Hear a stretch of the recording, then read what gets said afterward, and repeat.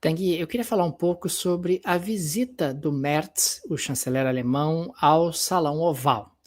O que acabou acontecendo é que, num determinado momento, o Donald Trump resolveu ser engraçado e virou para o Merz, referindo-se ao dia D, né, o dia onde os aliados, né, invadem ali a Normandia, que acaba sendo um passo importante para a derrota nazista na Segunda Guerra Mundial.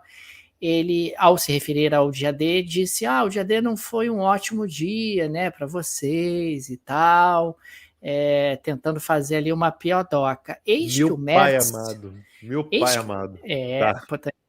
eis que o Merz dá uma invertida magistral, vira para o Trump sem pestanejar e diz: não, não, foi um ótimo dia, porque a libertação da Alemanha, a libertação do regime nazista, passou por dias como esse. E nós devemos isso a vocês, Estados Unidos, e ali se colocou como grato aos americanos por terem contribuído para a libertação da Alemanha do regime nazista. E aí ele emenda, e aí é maravilhoso isso ainda. Ele diz, essa é a razão, inclusive, o Metz dizendo, né, que eu digo que os Estados Unidos, de novo, estão em uma posição muito forte para fazer terminar uma outra guerra, a guerra entre Rússia e Ucrânia. E, inclusive, ele se colocou ali como pedindo o apoio dos Estados Unidos para a contenção da Rússia. A União Europeia faz isso, a União Europeia está aqui justamente imbuída em conter a Rússia. Quer dizer, ele conseguiu traçar um paralelo entre os nazistas e o Vladimir Putin, que é algo que os europeus fazem com alguma frequência, encaixou justamente esse discurso europeu dentro de um contexto onde o Trump resolveu fazer uma piadoca em relação ao dia D. O Trump ficou ali meio desconcertado com a inteligência do Merz e a habilidade dele em inglês, né, o Merz falando tudo isso em inglês, no inglês fluente, diante dessa movimentação do seu discurso. Um outro tema-chave da reunião foi justamente a questão comercial, mas nesse tema não houve avanços relevantes, embora o Merz está muito preocupado, né, com as barreiras comerciais impostas pelos americanos aos produtos europeus. Agora, achei uma aula de retórica de alguém que foi pego de surpresa, ou não, né? Talvez ele tenha se preparado para alguns cenários e esse fosse um deles, onde ele não só não se sentiu ali constrangido pela piada do Donald Trump, como ele pegou aquilo, inverteu, colocou como tendo sido uma coisa positiva, colocou a Alemanha grata aos Estados Unidos por terem participado desse processo de libertação e ainda encaixou o discurso alemão, que é alinhado à União Europeia, em Estados Unidos, vocês têm aqui uma oportunidade de novo para conter para acabar com uma guerra, para conter uma injustiça, para conter um expansionista, que é justamente o Vladimir Putin. O Trump meio que falou isso, parecendo como se fosse, tipo, zoando porque o time do outro perdeu, né? Como se o Mertz fosse falar assim, puxa vida, caramba, esse dia foi muito ruim pra gente, queríamos ter vencido essa guerra. Enfim, cara, é difícil entender a cabeça do Trump às vezes, porque parece uma coisa muito primária, né? Assim, uma zoação primária, mas isso tudo no Salão Oval da Casa Branca. Se bem que, levando em consideração que há 2 semanas ele passou um vídeo para o presidente da África do Sul tentando explicar o que estava acontecendo na África do Sul, qualquer coisa pode ser entendida. Inclusive, Daniel, Donald Trump também anunciou hoje uma nova proibição para a entrada de cidadãos de 12 países nos Estados Unidos. Então, ele assinou, nessa quarta-feira, uma lei, né, uma decisão, estabelecendo a proibição de cidadãos de 12 países. Eu vou falar aqui quais são os 12 países que têm a proibição total de entrada e mais alguns países com restrições parciais. Ou seja, essa medida passa a valer no dia 9 de junho, tá? Então daqui a 4 dias, e cidadãos que não poderão mais entrar nos Estados Unidos de jeito nenhum. Proibição total de entrada.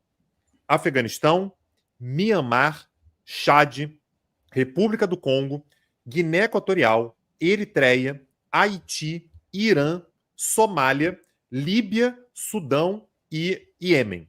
Tá? Cidadãos desses países não adianta, não vai nem pedir visto, não vai entrar. E alguns outros países com restrições parciais: Burundi, Cuba, Laos, Serra Leoa, Togo, Turcomenistão e Venezuela.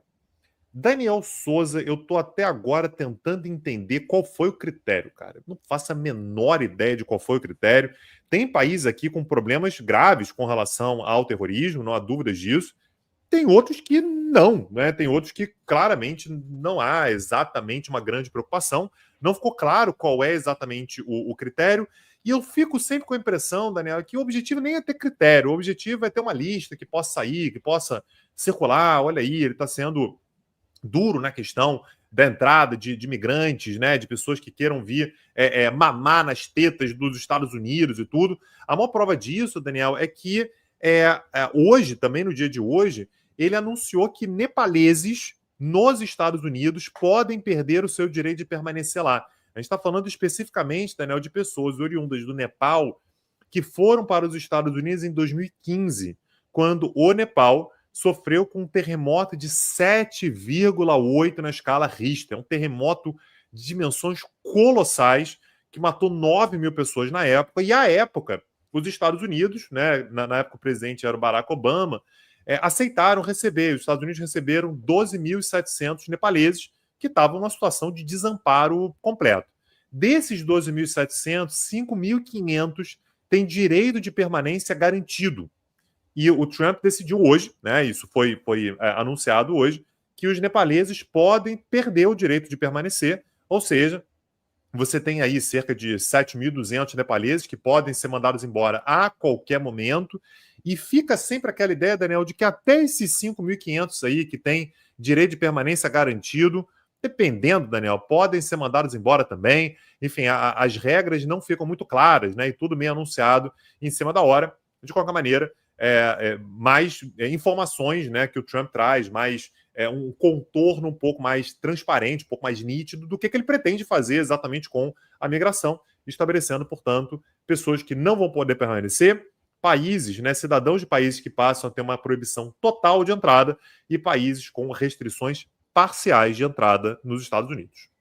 Donald Trump precisa enfileirar uma série de medidas, né, Tanguy, para o tempo todo projetar uma imagem de durão em relação à questão migratória, que está sendo alguém que está cuidando dos Estados Unidos, está protegendo os Estados Unidos dos marginais, etc. E não precisa ter critério, né? Basta realmente você anunciar, divulga o anúncio, bate bumbo, depois se tiver um recuo, ninguém vai ficar sabendo, ninguém vai lembrar. O importante é que se você fizer uma pesquisa junto ao eleitorado do Trump, as pessoas vão achar que, nossa, o Trump, pô, tá aí, tá sendo valente, tá sendo brabo, tá nos protegendo. Pô, Trump cumprindo as promessas de campanha e não necessariamente tornando os Estados Unidos um lugar mais seguro.